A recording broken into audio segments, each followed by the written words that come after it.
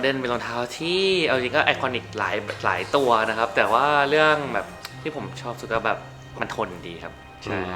ทนดีคือความทนทานเลยแล้วชอบรุ่นไหนที่สุดครับถ้ารุ่นไหนสุดตอนนี้ชอบ LHS ถูกครับเพราะเป็นตัว Color Color 8นะใช่ชอบตัวไอคอนิกเลยใช่ชอบตัวไอคอนิกความจริงชอบแบบเดียวกับผมเลยแต่ผมชอบสีดำมากกว่าสีดำยังไม่มีเอามาขายครับแต่เร็วๆนี้อาจจะมีก็ได้ครับ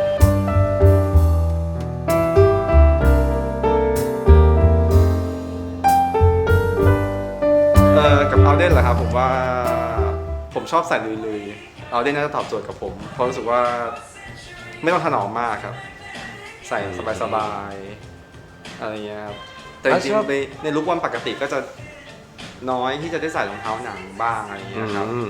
ก็เลยอาจจะไม่ค่อยได้มีโอกาสได้ใส่เอาเดนแบบบ่อยๆครับแต่ก็เป็นรองเท้าที่รู้สึกว่าควรมีอย่างอันดับแรกคือควรมีก่อนนะครับอาจจะอันนี้ขายของหรือเปล่าเราควรมีต้องมีติดไว้อะไรอย่างเงี้ยครับอย่างน้อยได้ใส่ได้คุยได้ว่าเรามีเอาเดนอะไรอย่างเงี้ย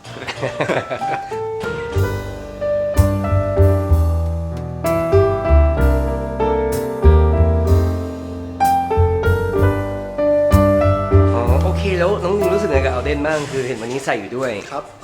ส่วนตัวผมชอบใส่เอาเดนเพราะว่าอาจจะด้วยทรงมันจะค่อนข้างแคชชวลกว่ายี่ห้ออื่นใส่ก็อาจจะไม่ได้สบายเท่าที่ยี่ห้ออื่นแต่ผมอาจจะชอบเพราะมันดูวัยรุ่นอย่างเงี้ยครับผมแล้วก็ใส่ง่ายไม่ต้องดูอะไรเยอะครับผมแล้วที่ใส่อยู่เป็นรุ่นไหนครับเป็น full strap ครับเป็นคอร์โดลัมครับสีดำครับแล้วปกติจะใส่กับการแต่งตัวแบบไหนครับจริงๆผมใส่ทั้ง casual แล้วก็บางทีถ้าเรียบร้อยมากก็ใส่ถุงเท้าที่ยาวหน่อยอะไรเงี้ยก็ได้ทุกลุคเลยครับกับเอาเดน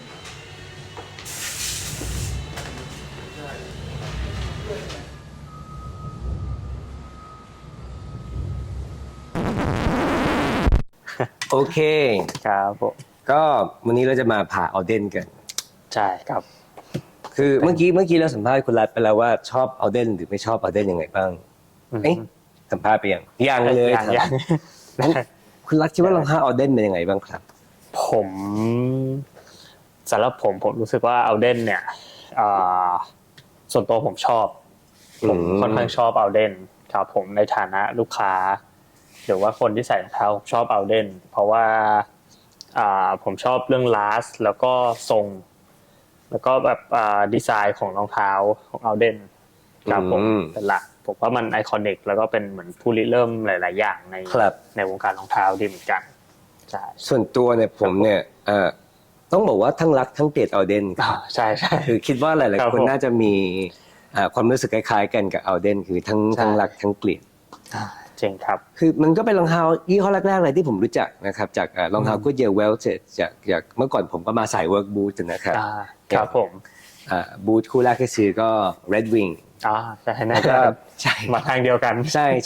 แต่ศึกษาไปเรื่อยๆเนี่ยก็ยังไงเชื่อเอาเดนมันก็ต้องขึ้นมาแน่นอนนะครับแล้วก็ตัวแรกเลยที่แบบรู้จักก็คือ Indie Boot เอาใน Indie Boot ครับผมซึ่ง10 ปีผ่านไปก็ยังไม่มีเขาสักคู่ก็ไม่รู้ทำไมคือเมื่อก่อนอยากได้มาก Indie Boot เป็นอะไรที่อยากได้มากแต่ว่าจนมีโอกาสได้จับหรือว่ามีโอกาสจะซื้อเนี่ยก็แบบไม่ค่อยชอบแหละยังไม่โดนใช่ไหมครับผมว่าหลายๆอย่างคือเทสเราเปลี่ยนไปด้วยหรือว่ายังไงอย่างเงี้ยครับคือผมคิดว่าถ้าแบบมีคนเอา Indie Boot มาตั้งแต่ตอน10 ปีแล้วเนี่ยตอนนี้ก็คงจะแบบว่าแบบฟินมากแต่ว่าตอนนี้ประสบการณ์เราเปลี่ยนไปเราจับรองเท้ามากขึ้นมันก็เลยไม่ว้าวเหมือนก่อนแต่ก็ยังไงก็ยังเป็นรองเท้าที่ผมเป็นแบรนด์ที่ผมค่อนข้างที่จะชื่นชอบแล้วก็ความจริงสักวันก็คงจะต้องหากลับมาสักคู่หนึ่งนะครับความจริงก็คืออยากจะได้ลองวิงบลูเคอร์นั่นแหละสีดำเชลสีดำใช่คือความจริงผมชอบฟอร์ชายม์เคนโมที่สุดในหมู่ลองวิงบลูเคอร์ผมว่า last มันคลาสสิกสุดมันกึ่งเดรสซี่กึ่งร็อกเก็ตแต่ว่าถ้าเป็นเอาเดนอย่าง last พวกแบรี่เนี่ยมันจะบวมๆหน่อยคือความจริงถ้าผมมีโอกาสเนี่ยอยากจะไปคัสตอมตัวลองวิงบลูเคอร์นั่นแหละแต่ว่าอยากจะได้ last อาจจะเป็น Aberdeen หรือว่าเป็น last Plaza อะไรเงี้ยให้แบบมีความเดรสซี่หน่อยครับผมแต่ก็น่าจะแปลกว่าชาวบ้านคงไม่มีใครก็สั่งอะไรอย่างเงี้ยครับปัจจุบันคุณบุ้งมี เอาเดนในครอบครองไหมครับ ไม่มีครับ ไม่มี ใช่ก็ ครับผม ความจริงก็มีมาหลายคู่ซื้อๆขายๆหลายคู่นะครับก็คือมันดีตรงที่แบบเอาเดนเนี่ยถ้าแบบเราดูแลรักษาเขาดีเนี่ยมันหนึ่งคือมันทนแน่นอนและสองคือซื้อง่ายขายคล่อง เพราะว่ามี ใช่ มีแฟนๆเอาเดนอยู่มากมาย ใช่ครับ แล้วก็ผมว่าอีกอย่างหนึ่งที่ทำไมที่ผมทั้งชอบทั้งเบียดเอาเดนก็คือได้ข่าวว่าการผลิตเอาเดนเนี่ยมันมีการลดทอนคุณภาพใน อืม วัตถุดิบบางส่วนของรองเท้า ครับ ซึ่งวันนี้ก็เลยจะเป็นเหตุผลที่ทำไมเราจะมาผ่าดูกัน ใช่จะได้เห็น โอเค ข้างในมันด้วย ใช่ ครับสำหรับผมเองก็อย่างที่ตอนแรกแจ้งว่าชอบเอาเดนเนี่ยก็คือในฐานะคนใส่รองเท้า แต่ว่าในฐานะคนที่ซ่อมรองเท้าหรือว่าคนที่เป็นช่างรองเท้าเนี่ย อืม ต้องเอาเดนคือหนึ่งในแบรนด์ที่ไม่ชอบที่สุดแล้ว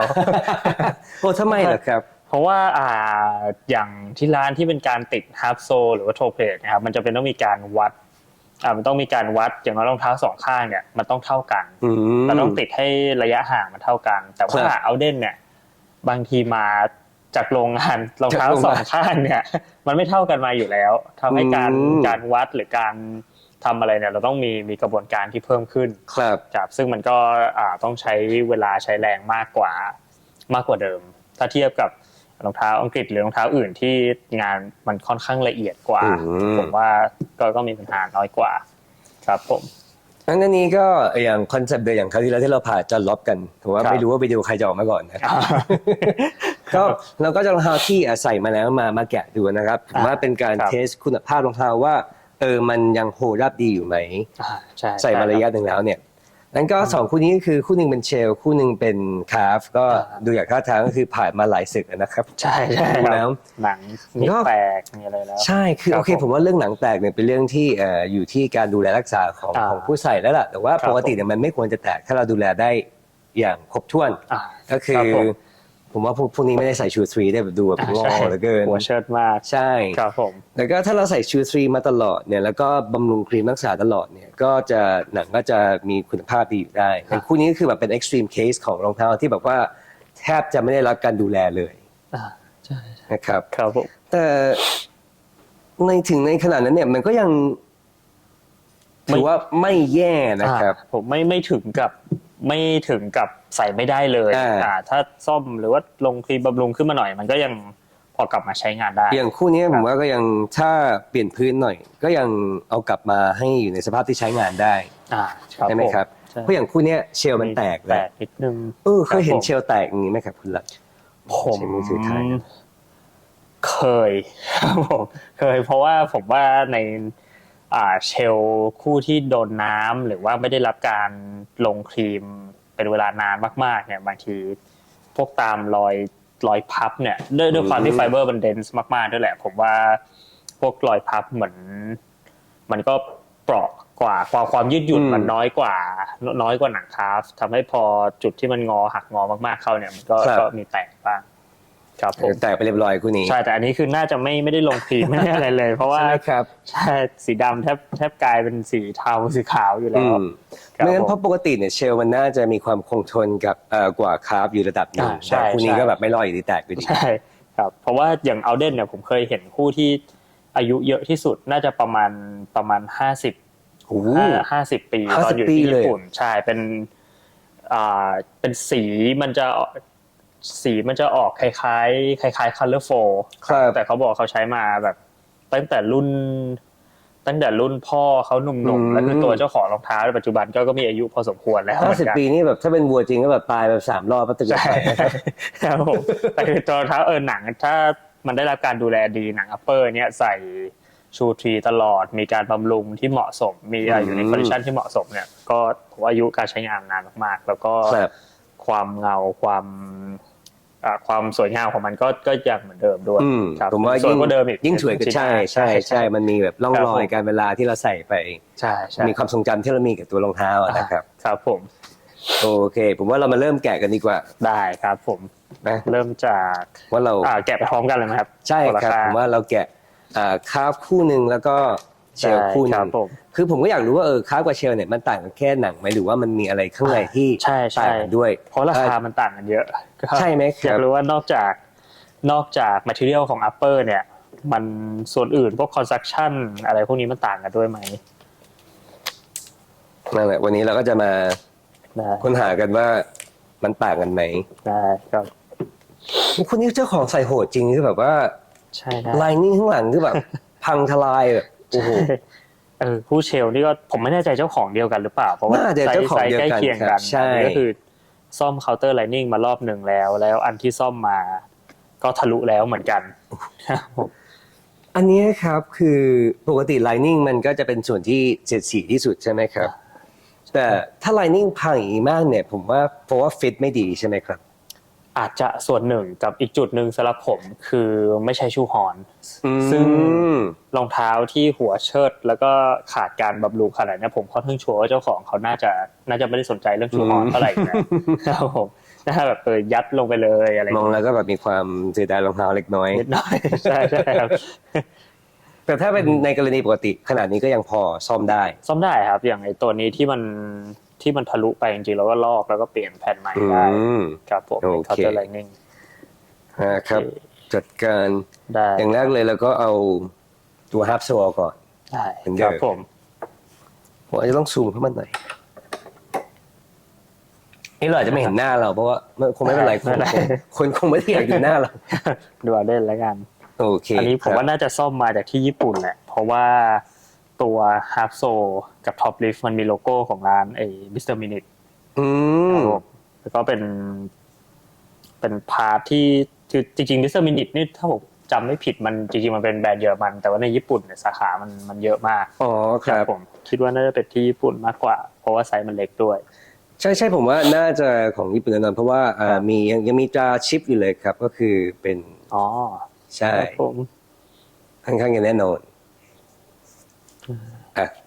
โอ้แต่เยินจริง อย่างแรกก็เอาฮับโซออกเหมือนเดิมนะครับ อย่างคราวที่แล้วที่เรานี่มาไป forward หน่อย อะไรนี้เอาออกง่ายอยู่ครับ ก็แสดงว่าเป็นวายแบมแท้แน่นอน พื้นมิสเตอร์มินิท อ๋อครับ ใช่ครับเพราะโล อ๋อ โก้ร้าน ใช่มีตาเขาอยู่นะ แต่ผมสังเกตว่าคนญี่ปุ่นจะค่อนข้างชอบฮาร์ฟโซที่ลายมันเรียบๆแบบนี้มากกว่า อย่างถ้าในไทยมันจะฮิตตัวไวบัมที่ดอกยางมันลึกหน่อย อืม ครับผมเพราะว่ามันห นี่ นา เหตุ ก ผล ว่า นะครับ ผมอันนี้ผมไม่ชัวร์เท่าไหร่ แต่ถ้าจากที่ผมคิดเอง ผมคิดว่าคนญี่ปุ่นเขาคงคอนเซิร์นว่าอยากให้มันดูเรียบร้อยมากกว่า อืม แต่ว่าที่ไทยเนี่ยอาจจะคอนเซิร์นว่าติดครั้งหนึ่งก็อยากจะให้มันใช้ไปได้นาน ครับ ๆครับผม ผมก็ถอดออกมาแล้วอันนี้ก็คือการเก็บงานการติดทับโซที่ค่อนข้างโอเคเพราะ ค่อน มี ข้างโอ การ เคใช่ครับ เขาเรียกว่าอะไรนะครับซ้อล่องไว้ให้ระนาบมันเท่ากันหมดใช่ไหมครับ เหมือนให้มันฟลัชครับให้มันพอดีกัน เราต้องถ่ายให้ โอเค ก็คืออย่างที่ เรียบร้อย อย่างที่ ครับ อย่างที่ร้านเองคุณไลก็จะเก็บงานแบบนี้หมดในการทำให้ฮับโซมันฟลัชเข้ากับ ใช่ ตัว ใช่ พื้น ครับ จะต้องเรียบร้อยกว่านี้หน่อย แน่นอน ครับ ครับ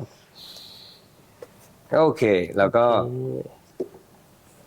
จริงๆโครงสร้างก็คือยังไม่แย่นะครับ ผมว่า ติดฮับโซมัน เอาโซถือว่าเหลือค่อนข้างเยอะเหมือนกัน ยังไม่นิ่มแล้วก็ตัวนี้มันเป็นดับเบิลโซคือมัน ครับ มีมิดโซด้วยครับผม ผมว่าเอาเดนนี่ยังไงก็ต้องดับเบิลโซนะมันได้แบบมันมีความถึกที่เอาเดนควรจะมี ใช่ใช่ครับได้ลุกแล้วก็ส่วนตัวที่ผมใช้ตัวเดอร์บี้อยู่เนี่ย ผมคิดว่าพอเป็นดับเบิลโซแล้วเหมือนเวลายืนนานๆมันค่อนข้างซัพพอร์ตมากกว่า อืม ครับผมมากกว่าซิงเกิลโซ ครับ ครับผมกระจายน้ำหนักดีกว่า โอเคงั้นต่อไปเราเอาโอเค ผมว่าเรื่องหนึ่งที่มีคนคารหาเอาได้มากก็คือวัตถุดิบในการทำฮิวบล็อก ใช่ใช่ครับ งั้นเดี๋ยวต้องมาดูกัน ได้ แต่คุณนี่ได้เปลี่ยนท็อปลิฟต์มาแล้ว เพราะว่าเป็น ใช่เพราะเป็นของมิสเตอร์มินิท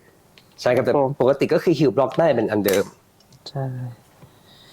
อย่างเอาเดนที่อีกจุดหนึ่งที่ผมรู้สึกว่ามันทำให้เอาเดนมันซ่อมยากเนี่ยก็คือตัวได้เอาโซสติชชิ่งเหมือนกัน อืม เพราะว่าถ้าอย่าง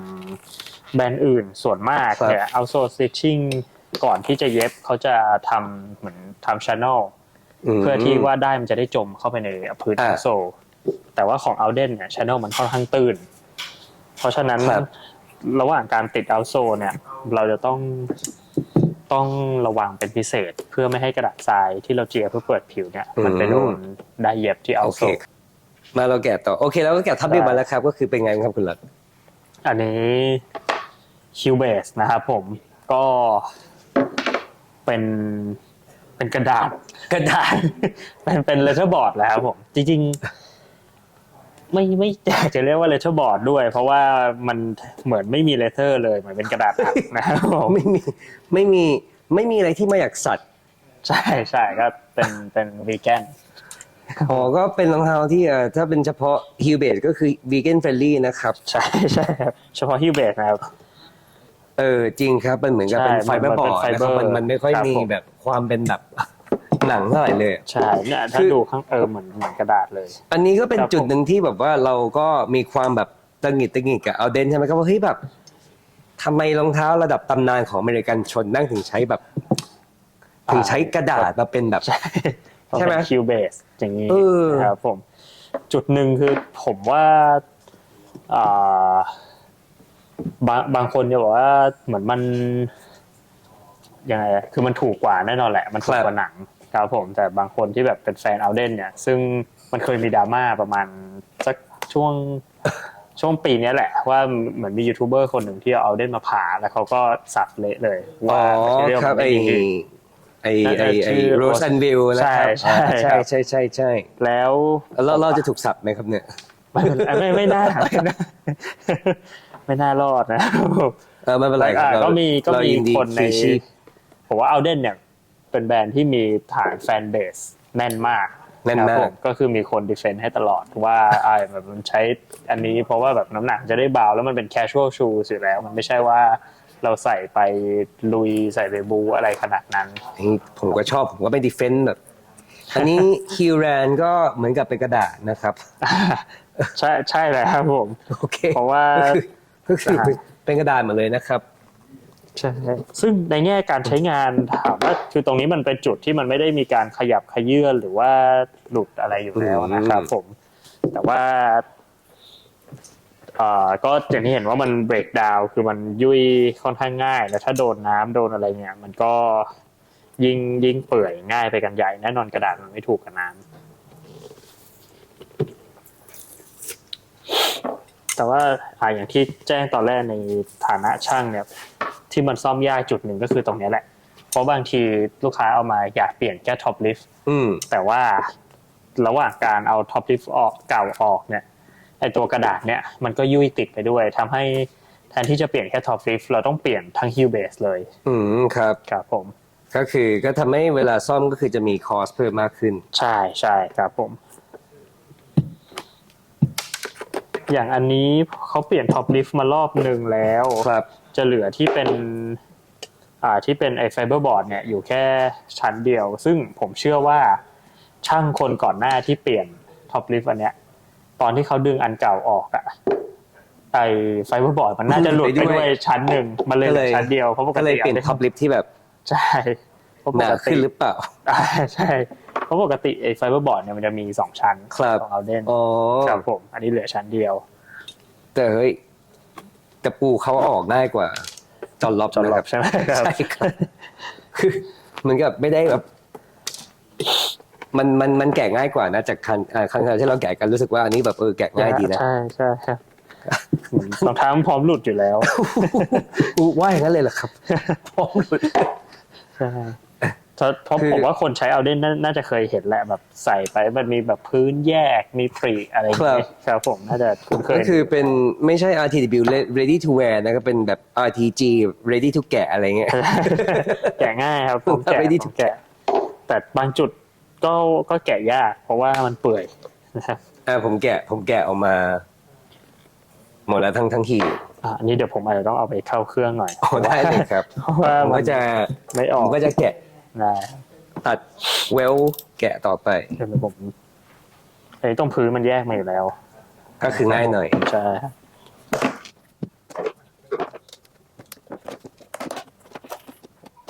เดี๋ยวผมไปเข้าเครื่องแป๊บนึงได้เลยครับ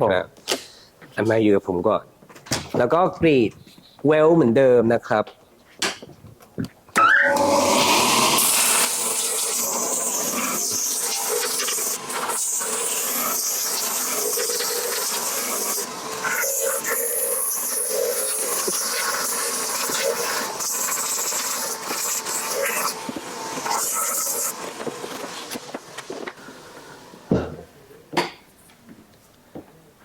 เรียบร้อย อันนี้มันเป็นดับเบิลโซลนี่ก็เป็นพื้นชั้นแรกกันนะครับ อ่า แล้วก็ผมยาวแล้ว1 ชั้น อ๋อแต่ผมอัน คุ นี้ ณรัฐเคยเห็นใครที่ผมว่าใส่แล้วแบบสึกทั้ง2 ชั้นเลยไหมครับมีไหมมีใครใส่โหดอย่างนั้นไหม มีครับ มีด้วยเหรอ ใช่ผมเคยมันอาจจะไม่ได้ผมว่าปัจจัยที่ทำให้เอาโซสึกเนี่ยหนึ่งคือ condition element ภายนอกเช่น ครับ ใส่ไปลุยน้ำลุยอะไรอย่างนี้หรือชื้น ฝน บ่อย ด้วย ๆ เนอะ ใช่หนังมันก็นิ่มลงกับอีกอย่างหนึงคือคนที่น้ำหนักตัวเยอะเนี่ยพื้นมันจะสึกเร็วกว่า อืม ครับผมเพราะเหมือนเวลาเราเดิน มันก็เหมือนถูไปกับถนนแล้วมันก็ไม่ต่างอะไรจากเรากระดาษทรายไปถูให้มันสึกออกไปเรื่อยๆครับผม แล้วก็เขาไม่ค่อยแบบมีการแซนดิ้งตรงนี้เยอะมากนะครับ มันแบบหลุดออกมาได้เลยอะ ระหว่างมิดโซกับเอาโซใช่ไหมครับ ใช่ครับ คือโอเค หลังจากฮีเวสไปเนี่ย ผมว่าพื้นชั้นนอกอัลโซคือใช้หนังโอเคนะ คุณภาพไม่แย่เลยนะ แต่ก็แบบ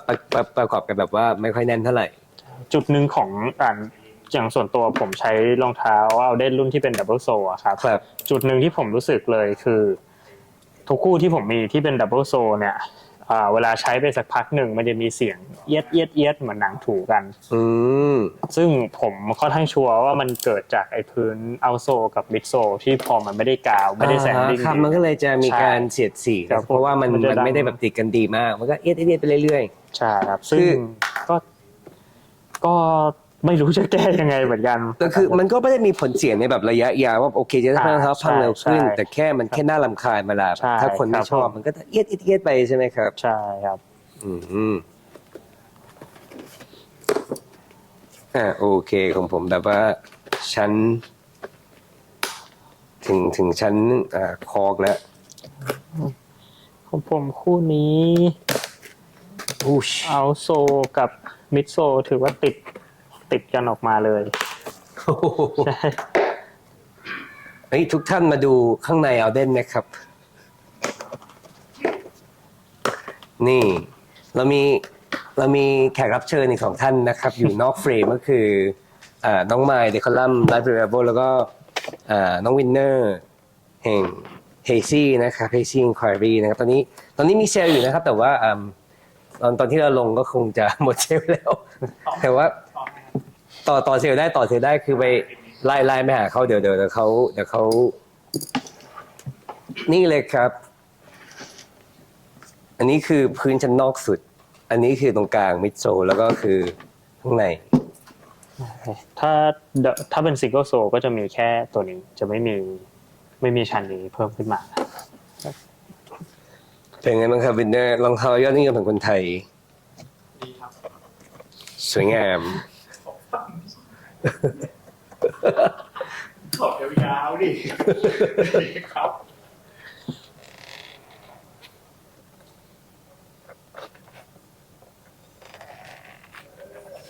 ก็เหมือนกับที่เราเคยคุยกันไปก็คือโครงสร้างเนี่ยมันก็จะไม่ต่างกับรองเท้าก็เยลเวลในราคาใกล้ๆกันก็คือโครงสร้างอย่างเหมือนกันหมด ครับผม อันนี้เอาเดนก็คือใช้แชงเป็นแชงเหล็กใหญ่มากอันเบลเลอร์เลย ใช่เป็นจุดหนึ่งของเอาเดนที่ผมว่าที่ เฮ้ยกาวยังเหนียวอยู่เลยอ่ะ คอจะไม่แห้ง ยังไม่แห้ง นะครับแต่ว่าผมว่าอินเทเลียเอาเดนเนี่ยเป็นจุดหนึ่งที่ทำค่อนข้างดี ครับ ครับผมแชงก็ใช้แบบแข็งแรง ยิงหนาตาช้างครับอันนี้บอกได้เลยว่าแบบว่าแชงแบบจอดล็อบก็สู้ไม่ได้นะครับอันนี้ คืออันนี้คือแชงแบบ work แชง boot boot ครับ ใช่ครับแชง work boot เหมือนเขาจะเรียกว่า triple rib ก็คือมันจะหนา ครับ แล้วก็มีเหมือนมีแง่งตรงกลางเสริมมา3 อันครับผมวันนี้แกะไม่ออก อันนี้คุณรัฐใช้แบบวิธีแบบเฉาะเลยครับ ใช่ เอาคอนมาทุบได้ก็ได้นะ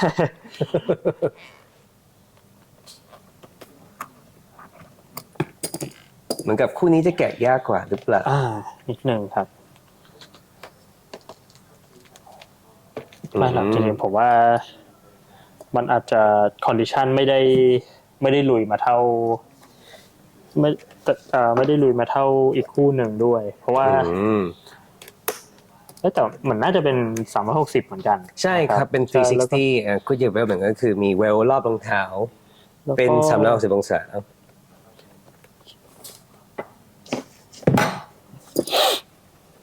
อีกอย่างหนึ่งที่วันนี้ผมจะแบบได้ดูสักทีว่าไอตัว ตัว Stormwell ของ Alden เนี่ยเขาบอกว่ามันเป็นแค่ fake Stormwell ซึ่งไม่ได้มีเย็บจริง ใช่ไหมครับ ผมค่อนข้างเชื่ออย่างนั้นเหมือ โอน กัน เคครับวันนี้เราจะได้รู้กัน อันนี้ก็คือสิ่งที่เราหมายถึงนะครับ ตรงรอยเย็บตรงเนี้ยตรงข้างๆเนี่ยมันจะมีรอยเย็บเบลตรงนี้ใช่ไหมครับแล้วก็รอยเย็บตรงข้างๆอันเนี้ยถ้าเป็นแบบ Stormwell มันต้องเย็บเข้ากับตัว upper เลยแต่อันเนี้ยเขาบอกว่ามันเป็นแค่เอาไว้เพื่อความสวยงาม ซึ่งเราไม่รู้ว่าจริงหรือไม่จริงเดี๋ยววันนี้เราจะมาแกะดูจนให้มันรู้ว่าจริงหรือไม่จริง ได้ครับ โอเคแล้วก็ เรียบร้อย 2 คู่ก็คือระหว่างคาร์ฟกับเชลก็คล้ายๆกันไม่มีความแตกต่างกัน ครับผมว่าอินทีเรียเหมือนกันแหละกาวเหนียวอยู่จริงด้วย เหนียวจริงครับ โอเคเราจะเลาะชั้นคอออก แล้วก็ตรงเอาเดนเนี่ยโครงสร้างตรงเกมมิ่งมันจะมีข้อดีกว่ารองเท้า ใช่ รุ่นอื่น ใช่ ก็คือมันจะมีผ้าติดไว้อีกชั้นหนึ่ง ใช่เพื่อกันเกมมิ่งหลุดนะครับ ซึ่งเราก็จะมาดูกัน ใช่ แงะเอากับมือไปแชงแงะ เดี๋ยวผมเอาใช้ควงมานะ ได้เลยครับ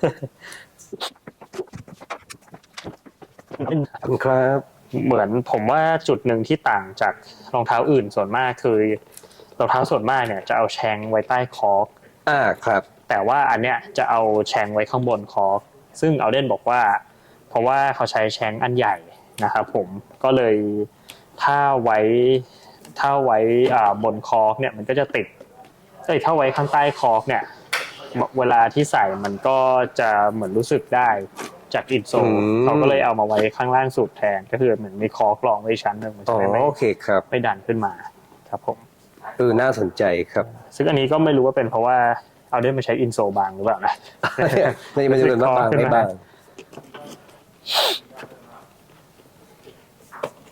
แต่อันนี้แบบเป็นแชงสำหรับ work boot จริง ๆ ครับ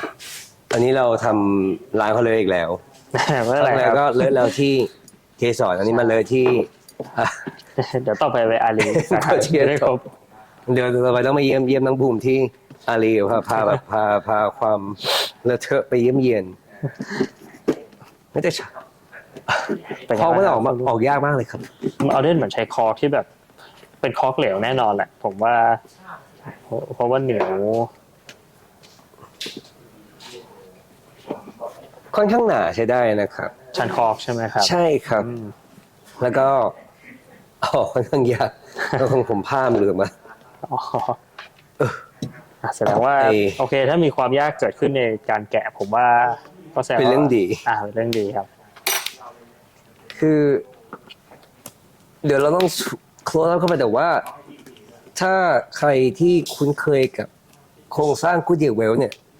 อาจจะรู้ว่าตรงนี้มันจะเป็นอินโทรที่ควรจะเป็นหนัง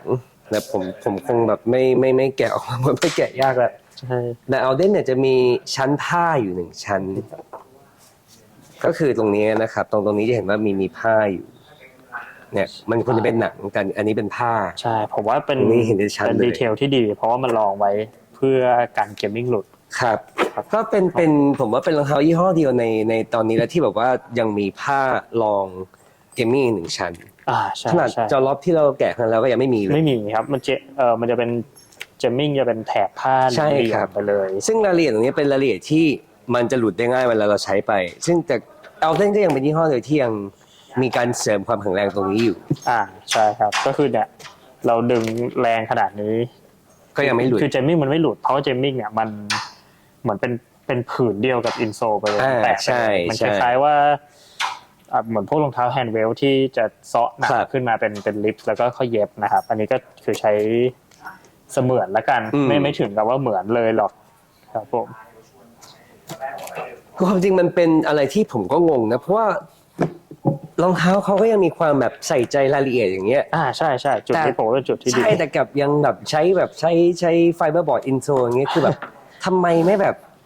น่าเสียดาย เจ๋งไปเลยใช่ทำไมไม่แบบ จุดที่น่าเสียดายครับ คือเราก็ต้องยอมรับว่าเอาอย่างน้อยเนี่ยในจุดที่มัน matter เนี่ยจุดที่มันต้องการความแข็งแรงเยอะเนี่ยเขาก็ยังใส่ใจรายละเอียด ใช่ยัง จุดที่มันลดต้นทุนได้หน่อยเนี่ยอย่างตัว heel lift เนี่ยอย่างตัวไอ้ heel block เนี่ยเขาก็ลด ซึ่งมันก็เป็นเขาเรียกว่าอะไรเป็นคาแรคเตอร์ของบริษัทอเมริกันเลยนะครับว่าถ้ากูลดต้นทุนได้กูก็จะลดแหละ สำหรับผมเอาเด่นเนี่ยมันให้ความรู้สึกคล้ายๆ พวกกางเกงยีนรีวายหรือว่ารถแบบฮาร์ลีอะไรอย่างนี้ ครับ ในแง่ว่ามันมีอย่างกางเกงยีนเนี่ยมันมีหลายแบรนด์เลยที่ทั้งแมททีเรียลทั้งการจัดเย็บมันดีกว่ารีวาย ดีกว่า Levi's เยอะมาก แต่ว่ามันไม่ใช่รีวายแค่นั้น ใช่ใช่อุ้ยเลอะเลย ใช่เหมือนอย่างเอาเดนไม่ว่ามันจะมีเพนนิโลเฟอร์ที่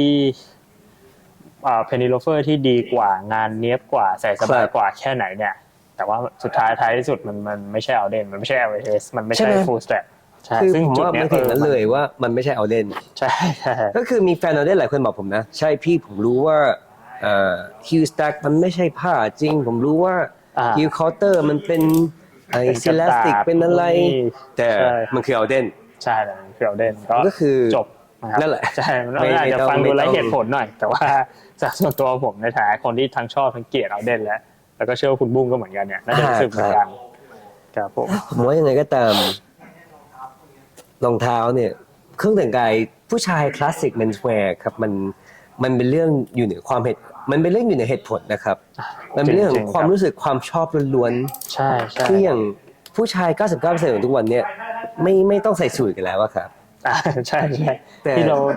ในแง่คุณภาพของรองเท้าเนี่ยเหมือนคืออย่างส่วนตัวผมนะเราหามาเพื่อ justify purchase นั้นเฉย ครับ ใช่ ๆให้รู้สึกผิดน้อยลงแค่นั้น ต่อไปเราก็จะเอาเวลออกมา นะ เพราะว่า แต่ เรา ข้างนี้แข็งแรงเหมือนกันนะครับ แบบไอ้ผ้านี่ก็ผมว่าหนาแข็งพอสมควรเลย เนี่ยผมดึงมาได้แล้ว โอ้ได้แล้วผมเอาคัตเตอร์ตัดดีกว่า นี่ครับคัตเตอร์นี่ครับ อ๋อขอบคุณครับ นี่คือผ้านะครับผ้าที่เราพูดถึงเมื่อกี้ก็คือเป็นแผ่นอย่างนี้เลยซูมอินก่อน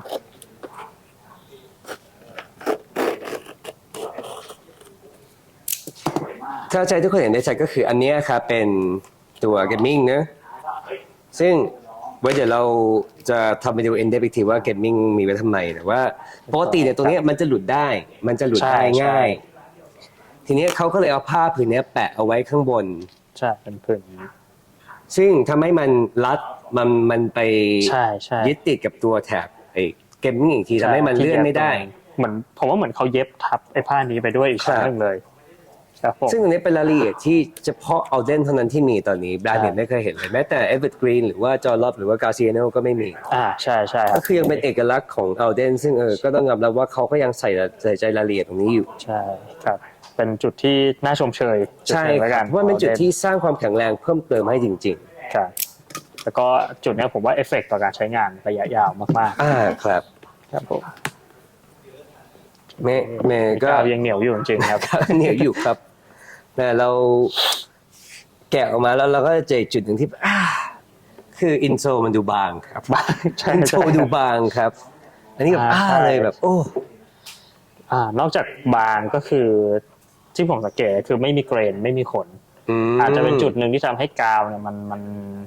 คอนแทคได้ไม่ดีเท่าอินโซที่เป็นฟูลเกรนนะครับผม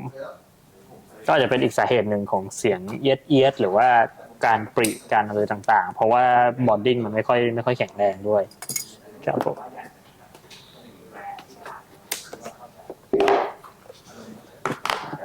นี่เป็นการที่เราดึงมาได้ทั้งอันฟุบ ตรงนี้ฟินมากครับเวลาดึง สรุปว่า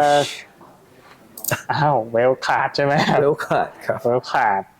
สรุปว่ามันไม่ได้เย็บไว้นะครับสตอมเวลมัน เป็นลิฟต์แล้วมีได้ประดับ ใช่ครับ ฉยๆใช่ไหม เป็นสตอมเวลปลอมไม่มีเย็บไว้ ไม่มี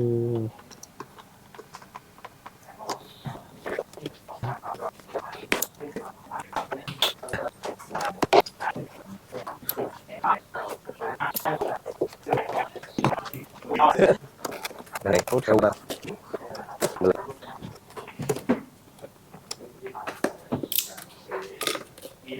ผมว่าเขาเย็บเวลตรงนี้ค่อนข้างถี่เลยนะครับตรงนี้ถ้าเทียบกับ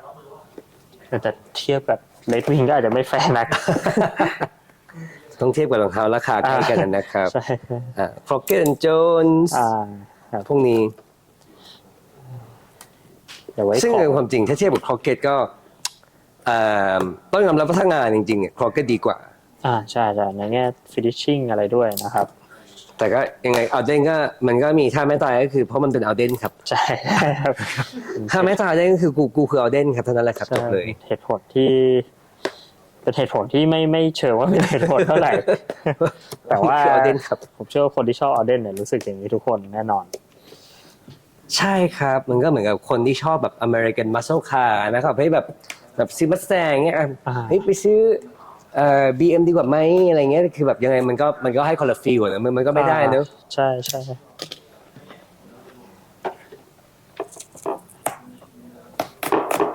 โอ้อันนี้ดึงนี่ไม่ใช่ว่าได้หลุดนะเวลหลุดเวลเปื่อย ง่ายกว่า ง่ายกว่าครับ ง่ายกว่าเยอะมากโอ้โห ใช่ วันนั้นนี่ คลิป จุดกระชากลากถูมาก ใช่ทำให้ผมมองจอหลบดีขึ้นกว่าตอนแรกคือเปลี่ยนมุมมองเหมือนกันนะครับ ก็เยอะนะใช่ชอบขึ้นมาเหมือนกันครับ ใช่ชอบแต่ว่าไม่มีตังค์ซื้อเหมือนเดิม หรือถ้าเราชอบแล้วมันก็ต้องได้มาในครอบครองทุกวันครับ ใช่ครับ แต่จอหลบอาจจะไม่ได้ชอบขนาดนั้น แล้วคือความจริงผมก็ถ้าไปจอหลบผมมีตัวเลือกอื่นที่ผมอยากได้มากกว่าเยอะ ใช่ ความจริงตอนนี้ผมอยากได้ไวท์บูทครับ อยาก ผม ได้ เหมื ไว อน ท์ กันครับ คือ ใช่ ผมมีคู่หนึ่งแล้วเป็นRed Dog Bounty Hunter ความจริงที่ผมอยากได้เลยที่ผมอยากได้เลยคือ ครับ คุยอยู่เรื่องเอาเดนไปไว้ซะแล้ว แต่ได้จริงๆคือBounty Hunter หนัง K-Man ครับ อ๋อโอ้ราคาน่าจะ คือความจริง น่าจะ เนี่ย ดุอยู่นะ เสียดายครับ เพราะว่าอันนี้คือhalf liner half sock liner ข้างหลังก็มีโฟมมาปะความจริงเมื่อก่อนประมาณ 35,000ครับคุณรัฐแต่ตอนเนี้ย ใช่ ตอนนี้ไปไกลแล้ว เหมือนไวบูทปรับราคาขึ้น ใช่ครับ ตัวหนังวัว ตั้งแต่ ธรรมดาก็ขึ้น ตั้งแต่ญี่ปุ่นซื้อไปก็ปรับราคาขึ้นแหลกลานตอนนี้น่าจะมี60,000 กว่าก็คิดแล้ว แต่ไวบูทนี่เป็นอีกแบรนด์ที่ผมชอบมากเหมือนกัน ไว้เดี๋ยวจะหามาแกะกันครับ แต่ไวบูทมือสองในไทยเนี่ยน่าจะราคาไม่แพงเท่าไหร่ ผมว่าพวก มันจะมี พวกที่เป็น work boot พวกที่ จริงๆ เป็นตัวเนี้ยครับฮาวซอนเนี่ย Hawthorne ตัวตัวแบบตัวไอ ครับ ตัวที่แบบเขาบอกว่าเป็นเด็กฝึกงานของไวบูธทำก็เลยราคาถูกลงแต่ว่าความจริงแล้วเขาบอกว่า construction เหมือนกันทุกอย่าง ครับ อันนี้ไม่รู้จริงไม่จริง เหมือนฮาทอนน่าเป็นแบรนด์แบบ work boot แต่ไวบูทตอนนี้มันไปแบบเป็น heritage brand ด้วย ใช่ครับ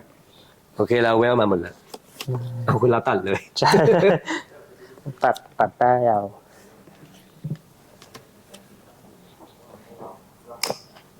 เดี๋ยวไปซื้อไปเก่าคุณดีไหม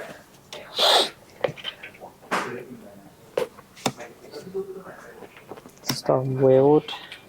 แต่ไอเรื่อง Norwegian Welt เนี่ยผมว่าก็อาจจะว่าเอาเด่นเต็มไม่ได้ เพราะว่าถ้าไปดูในเว็บหรือในแคตตาล็อกเขาก็จะไม่ได้เขียนว่า Norwegian Welt เขาจะเขียนว่า Norwegian Light Welt โอเคครับ เพราะว่าอเมริกาถ้าบอกเป็นนอร์วิจินมันไม่ใช่เนี่ยถูกฟ้องครับคงไม่รอดครับก็เลย เป็น ละไว้ในฐานนี้ก็จะโอเค มันแค่ดูเหมือนนะ ใช่ใช่ ไม่งั้นถูกฟ้องหลักล้านครับ โอเคเรียบร้อยครับ Welt โอเคก็ข้างในก็เหมือนกัน ผมดูอาจจะคู่นี้อาจจะด้วยมันเก่าหรือเปล่า เพราะว่าเวลมันค่อนข้างเวลซึ่งเป็นแมททีเรียลสำคัญเนี่ยผมว่าสำหรับเอาเดนอันนี้ก็ออกจะเปราะนิดนึงแต่ผมว่าส่วนหนึ่งเพราะว่ามันไม่ได้รับการดูแลมาเท่าไหร่ด้วย ใช่ครับ ผมว่าหลักๆน่าจะเป็นที่มันก็ดูขนาดอัปเปอร์ขนาดนี้เลยเวลก็ไม่น่าจะเหลือ ใช่ครับเพราะจริงๆเวลาเราลงทีมลงอะไรเนี่ยส่วนตัวผมก็จะมีปัดไปที่เวลบ้างแหละ ครับ ครับผม ต้องมีนะอันนี้ก็เป็นจุดที่เวลาเราดูแลรักษาของเขาอาจจะลืมเนอะความจริงเวลก็ต้องลงแบบน้ำยาดูแลหน่อยนะครับให้มันแบบ ใช่ท้ายที่สุดมันก็คือหนัง ใช่ เส้นหนึ่งนะครับ คือหนังเนี่ยถ้าดูแลมันดีๆก็คืออยู่ได้เป็น10 ปีแต่ถ้าไม่ดูแลก็จะไม่ได้เหมือน ไว กัน หน่อยครับผม โอเคครับ เราก็แกะต่อไป ผมอยากดูอัปเปอร์ผมอยากดูอินโทรว่าหนาไหมแล้วก็ โอเค ตัวอัปเปอร์เนี่ยมีการ reinforce มาดีขนาดไหน ได้ครับ อย่างที่ แกะ ที่ครั้ง ดีกว่า ที่แล้วเราดูจอลล็อบกันเอาปีเลยนะครับ ใช่ใช่ผมตัดเจมมิ่งกันเลย เดี๋ยวผมดูมาเลยดีกว่า อ๋อ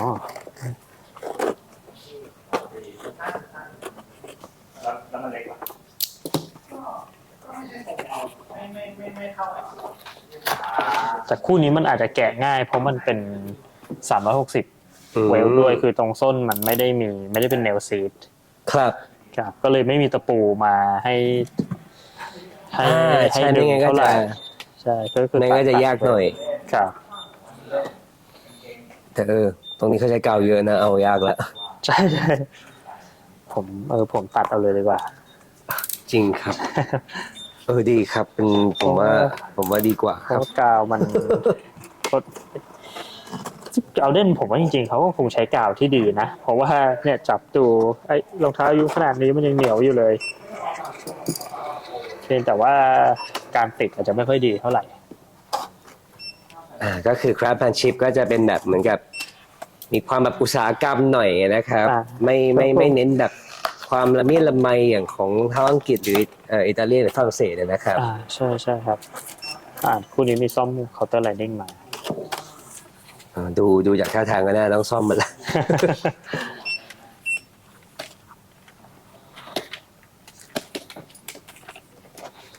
ผมก็ตัดดังแล้วครับไม่ไหว อุ๊บตัดอะไร โอเคอินโทรออกมาเรียบร้อย โอเค แม่แล้วก็ รองเท้าเป็นฝุ่น ก็ ครับ ชมไปด่าไปครับ ใช่ คือมันค่อนข้างบางนะ บางครับใช่ใช่ อินโทรถือว่าค่อนข้างบางนะแล้วก็เหมือนกับไม่ได้ใช้เป็นหนังฟูลเกรนนะครับเป็นหนังแบบไม่ได้เป็นหนังสปลิตคล้ายๆกับครั้งที่เราดูโลกกัน ครับ แล้วก็บางกว่าของแบบจอห์นล็อบ อันนี้น่าจะ3 มิลแม็กซิมัม3 มิลแหละครับผมว่าแต่พอมันไม่ได้เป็นฟูลเกรนมันก็คือเหมือนชั้นขนลุยๆในในหนังนะครับผมซึ่งอันนี้ดูผมก็รู้สึกว่าถึงมันจะแมทเทียลไม่ดี แต่ก็ถือว่ามันโฮอัพได้ค่อนข้างดีเหมือนกัน ครับ เพราะว่ามันก็ไม่ได้มีรอยแตก แล้วก็ในแง่ความทนทานเนี่ย มันก็ถือว่าโอเคมันดัดงอได้ไม่มีรอยแตกอะไรนะครับผมไม่ได้แห้งอะไร ส่วนไลนิ่งก็ถือว่าไม่แย่ อ่า นะครับไลนิ่งก็ถือว่าไม่แย่ อันนี้เห็นรอยเท้าเลย ก็ใช้หนังที่โอเค หนังฟูลเกรนมีความซัปโปความหนาระดับหนึ่ง ครับ ซึ่งก็ดีกว่ารองเท้าระดับโลกแน่นอนนะครับ แต่ก็ ครับผม ถ้าที่กับจอรับแล้วก็ต้องตามราคานิดหนึ่งว่าก็ยังลองอยู่บ้าง จุดหนึ่งคือจอร์ล็อบจะรู้สึกให้ฟีลแบบหนานุ่มครับผม อันนี้มันจะก็ถือว่านุ่มก็สมูทแหละครับผมใช้ได้ นี่ผมแกะดูนี่แล้วดูคิวเคาน์เตอร์กับผมว่าบ้านเรายังไม่เคยใครแกะเอาเด่นนะเราอาจจะเป็นรายแร ใช่ ก ใช่ โอเคครับเราก็จะถูกด่ารายแรกนั่นแหละครับ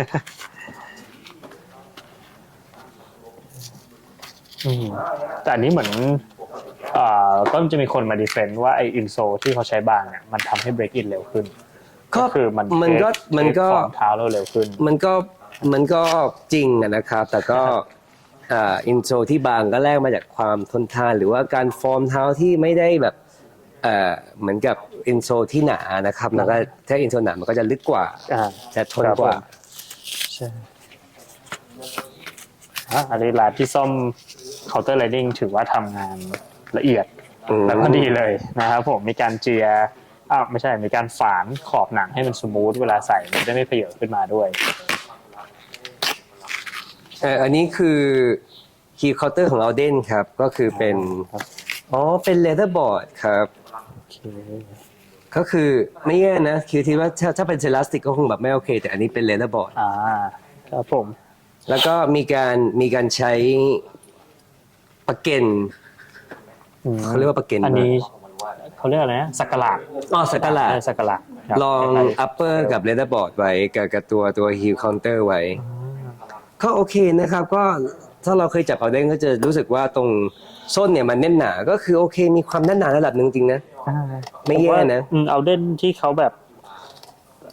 เริ่มมาจากรองเท้าลาสเพื่อสุขภาพเนี่ยตรงอย่างพวกแบรี่ลาสหรืออะไรเงี้ยเขาก็จะบอกตลอดว่ามีซัพพอร์ตตรงฮิลเคาน์เตอร์ที่ทำมาค่อนข้างลึกแล้วก็แข็งพอสมควร คือผมถึงแบบด่านสุดท้ายก็คือการตัด ใช่คัตเตอร์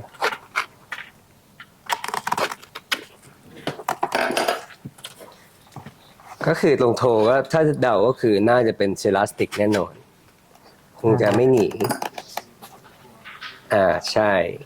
นะครับแต่ดูของเชลนี่รองเท้าเชลปกติจะแพงกว่าหนังคาฟน่าจะประมาณ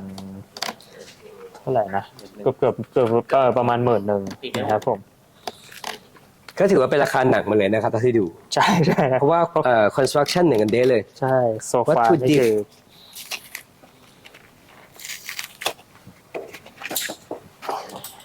อันนี้ครับก็เป็น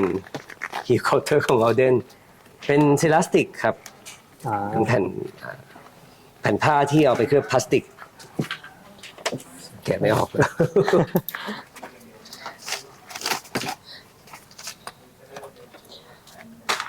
ส่วนหนึ่งที่ทำให้เอาเด่น break in นานเนี่ยอาจจะคุณผู้คิดว่าด้วยตัวโครงสร้างของหนังอัปเปอร์มันด้วยหรือเปล่าครับ ผมว่า มี ใช่ เสริม ครับแล้วก็ เฟซมีเสริมอะไร เป็นไป ข้างๆ ได้แล้วก็ผมว่าพื้นมัน2 ชั้น ทำให้กว่ามันจะ break in ก็ใช้เวลานาน ครับ คือถึงแม้ว่าอินโซจะบางแต่พื้นหนาแล้วก็ผมมันก็เป็นจุดทดแทนนะครับ ถ้าอินโซหนาด้วยเนี่ย ครับ ก็น่าจะ break in ยากเข้าไป ใช่ อีก ใช่ ตัวโทแคปเอาเดนเป็นเซลาสติกนะครับ เป็นวัตถุดิบที่จะเจอได้ในรองเท้าทั่วไป ก็ไม่ถือว่าดีหรือแย่เพราะว่ารองเท้า RTW เกือบทุกยี่ห้อก็จะเป็นเซลาสติกหมด ครับผม ก็สูสีกับรองเท้าอื่น ผมพยายามแกะไลนิ่งให้มันออกมาได้เป็นชิ้นเดียวนะครับแต่ไม่รู้จะได้ไหมนะเพราะว่าเริ่ม ๆเอาของผมนี่กี่บ้าไปแล้วครับมันผมกลายเป็นแบบ ใช่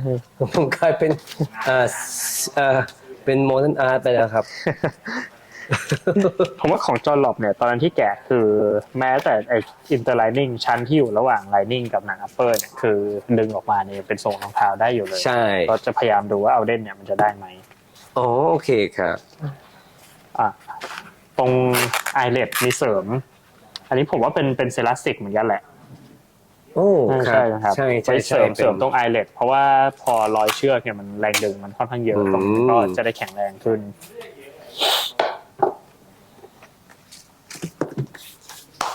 โอ้ผมก็ทุกอย่างผมเสร็จแล้ว ผมบอกว่าตั้งแต่นี้มันจะรอบไหนเป็นอันนี้นะครับ เขาแต่เชลอันนี้ค่อนข้างแห้งจริงๆครับเพราะมัน ใช่ครับแตกเลยนะค มั รั น บ เปราะมาก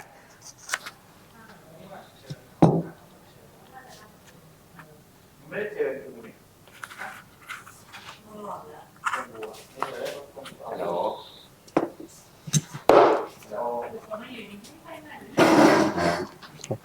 ไลนิ่งยังไม่ออกนะครับ แล้วก็เชลแตกไปเรียบร้อย ใช่ก็เดี๋ยวลองดูว่า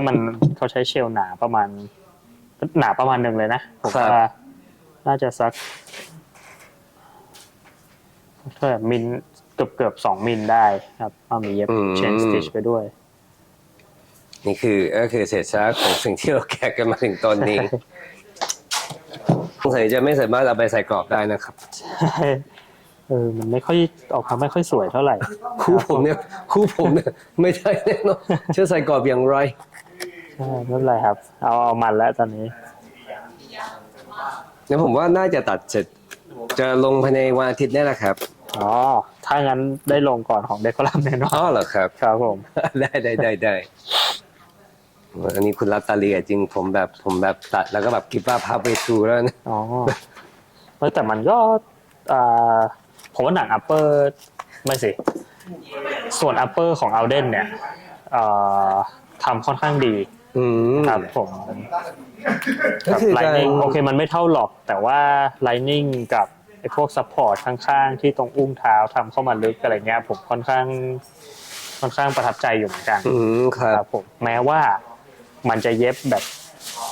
มีเบี้ยวบ้างนิดหน่อยมีห่างบ้างอะไรอย่างนี้ ครับ แต่ก็โดยรวมเนี่ยมันโอเคกว่าที่คิดนะครับไส้ในโอเคกว่าที่คิด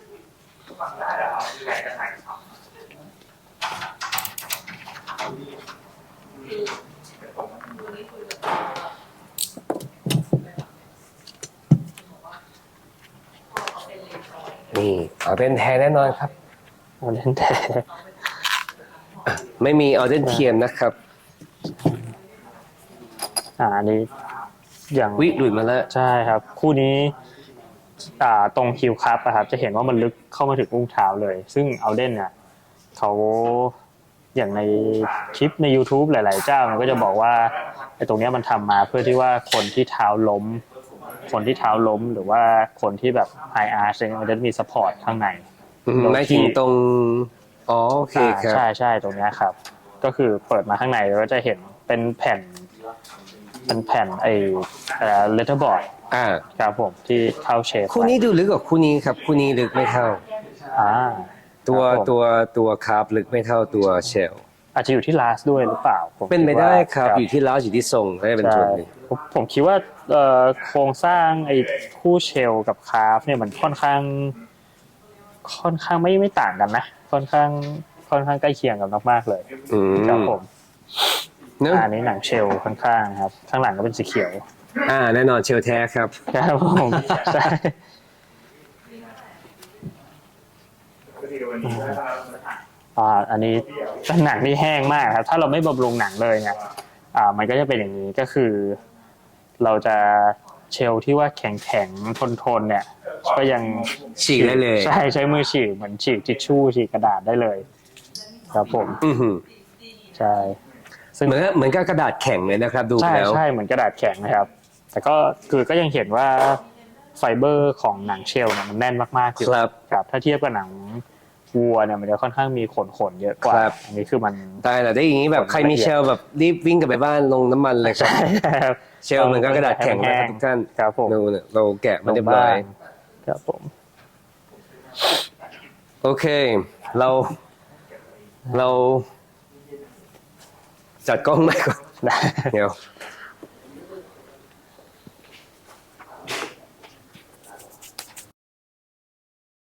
โอเคครับคุณรัฐเมื่อกี้ ครับ เรา ผม ก็แกะกันเรียบร้อย ครับผม เป็นยังไงบ้างครับเอาเดน ก็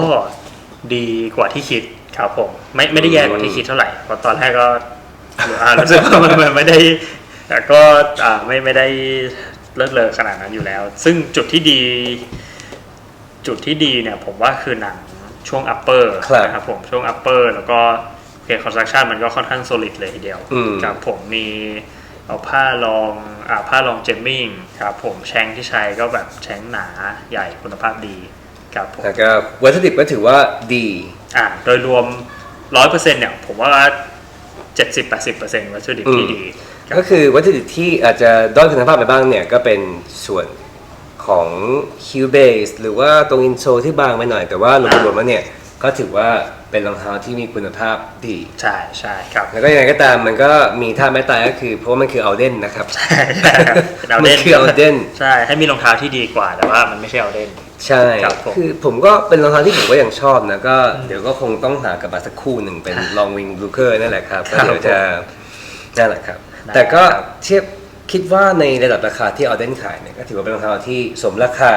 สมราคาด้วย heritage brand ด้วย ครับ material construction อะไรก็ผมว่าโอเค ทั้งก็ถ้าเรามีปัญหาเรื่องคิวแล้วก็เอามาเปลี่ยนกับ ใช่ แล้วก็ เปลี่ยนเป็นหนังแท้ได้ครับผม โอเค สแต็กมีอยู่แล้ว งั้นวันนี้ก็ต้องขอบคุณทางเดคอลัมที่อุตส่าห์ให้ใช้สถานที่แล้วก็ขอบคุณรัฐที่อุตส่าห์มา ครับคุณบุ้ง แกะรองเท้าด้วยกันแล้วก็ ครับ ขอบคุณทุกท่านที่อุตส่าห์ให้เราอินเตอร์วิวซึ่งเหลืออีกหนึ่งคนยังไม่ได้อินเตอร์วิวนั่งอยู่ตรงนั้น ก็ สนุกมาก ก็คือถ้าติดตามตอนต่อๆไปเราจะเอาของมาแกะมาอะไรกันนะครับ ก็เดี๋ยวจะมีคุณรัฐมาร่วมวงสนุกสนานกันอีกก็ต้อง ครับผม วันนี้ก็ต้องขอลาไปก่อนขอบคุณนะ ขอบ ค คุณ รั นะ บ ครับ ขอบคุณค ขอบคุณ รับ นะครับสวัสดีครับ คิดว่าเอาเด่นเป็นไงบ้างครับ เป็นรองเท้าที่ดีนะครับ ครับ เอาเดนเนี่ยก็เป็นแบรนด์ที่ทุกคนให้ความไว้วางใจครับ เวลาพูดถึงรองเท้าหนังก็จะเป็นเอาเดนขึ้นมาเป็นแบบ first of mind อย่างแร แล้ว ก ชอบไหมครับ ชอบครับคือส่วนตัวผมเป็นคนแต่งตัวไม่สุภาพมากอยู่แล้วฉะนั้นเอาเดนก็ตอบโจทย์นะครับ แล้วก็ยิ่งหน้าเท้าที่กว้างหน่อยผมรู้สึกว่าเหมาะ มีอะไรไม่ชอบไหมครับ ไม่มีเลยครับ จริงเหรอครับ อันนี้แบบแนวขายของป่ะครับ ใช่ครับ โอเคครับ